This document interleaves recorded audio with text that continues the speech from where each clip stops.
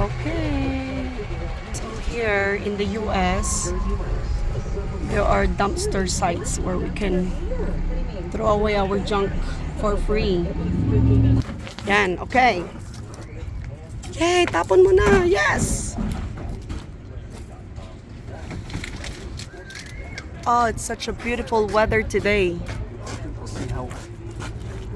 Okay, go. That was our headboard. Doon lang, naglalati na.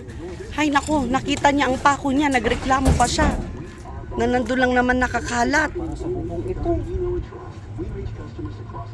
Oops, agtati nakita na. Oh, such a beautiful weather today. A lot of people are cleaning up their yard. Goodbye, ang aming mga camping beds. We are ready to move on. Go! Sige, tapon. Ilang beses din namin nagamit yan.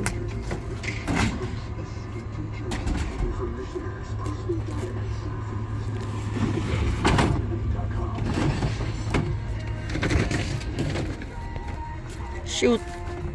Okay, and last one. Ito binili natin to ng brand new. Aba, akala ko tutulong ka, nagbibideo ka mo. Kaya mo na yan. Ako na nga naglagay sa sasakyan. Gosh. Anong gosh? Ayaw ko na kwan. Ako talagang nahihirapan sa'yo.